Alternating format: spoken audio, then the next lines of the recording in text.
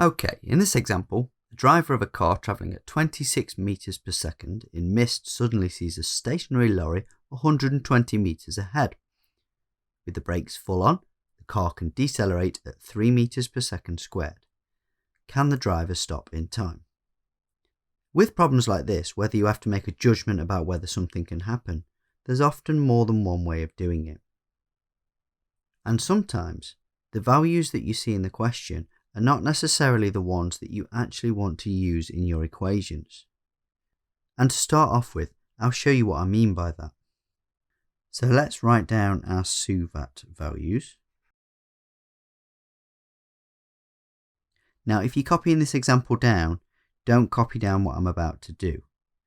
What you might see is that it says 120 meters for the displacement. So let's say, right, we'll put 120 meters in for S. The initial velocity is 26 meters per second. And the deceleration is 3, so we put A equals minus 3 meters per second squared. And then you might say, well, what will the velocity be at that point?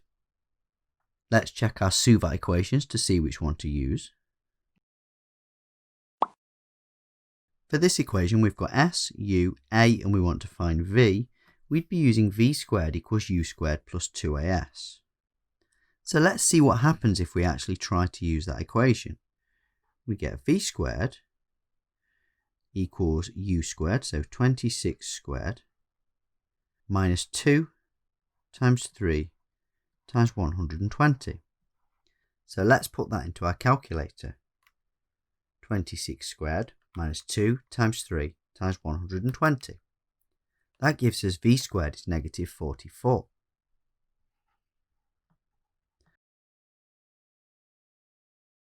And that leaves us with a bit of a problem because we can't square root negative 44. Now the reason that this has happened is actually because the car can stop in time.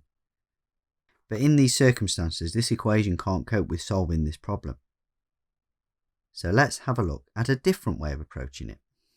This time round, we're not actually going to use this 120 meters in the calculation. We'll stick with the 26 meters per second as the initial velocity. But instead of trying to figure out the velocity when the displacement is 120, we'll instead try and find the displacement when the velocity is 0, as in when the car has stopped. So we're trying to find the displacement. We'll keep the acceleration as negative 3 meters per second squared. And so the 120 will essentially be used as a comparison value. We'll find the displacement and then say, is that bigger than 120 or smaller? So we want to use S, U, V and A. So we do still want to use V squared equals U squared plus 2AS. But here we get 0 squared equals 26 squared minus 2 times 3 times S. Here we have negative 6S. Let's add that to both sides. That gives us 6S equals 26 squared. And so to find S, we need to do 26 squared divided by 6, which gives us 113 meters to 3 sig fig. So the car can stop in 113 meters.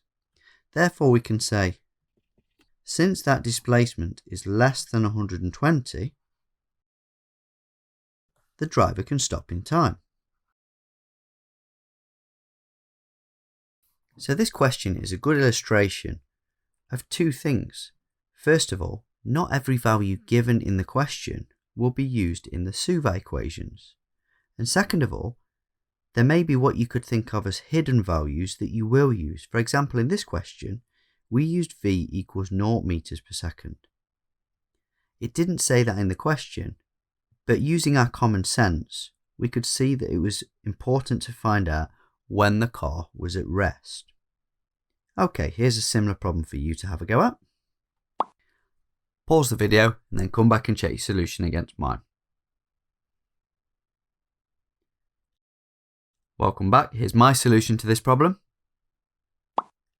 If you got it right, well done, move on to the next part of the lesson. If not, I'm going to go through my solution now. A girl kicks a ball up a hill. To reach the top of the hill, the ball must travel 55 metres. Given that the ball decelerates at 0.6 metres per second squared, determine the minimum initial velocity of the ball if it is to reach the top of the hill. Let's write down some SUVAT values. So in this problem, the ball's kicked up the hill, but we don't know how fast it's kicked. We know it's got a deceleration of 0.6 metres per second squared. And we know the length of the hill is 55 metres. However, that only gives us 2 values for our SUVAT equation. We need a third. So what we can assume is that to get that third value, think about what happens as the ball is kicked up the hill. If it was kicked hard enough, it would go past the top of the hill. But we want the minimum initial velocity. That means that we essentially want the ball to stop when it reaches the top of the hill. So our final velocity is 0 metres per second. Let's choose a SUVAT equation. We have S, V and A, and we want to find U. So we want V squared equals U squared plus 2AS. So we get 0 squared equals U squared minus 2 times 0.6 times 55. So to find U squared, we'd add this term to both sides, and 2 times 0.6 times 55 is 66. So we get U squared equals 66. Doing the square root of 66 gives us U equals 8.124. And that means that the minimum velocity to 3 significant figures would have to be 8.13. Although this would round down to 8.12, if you think about it, rounding down would give us 8.12, and that wouldn't actually be fast enough for the ball to reach the top of the hill, so we actually have to go up in this case to 8.13.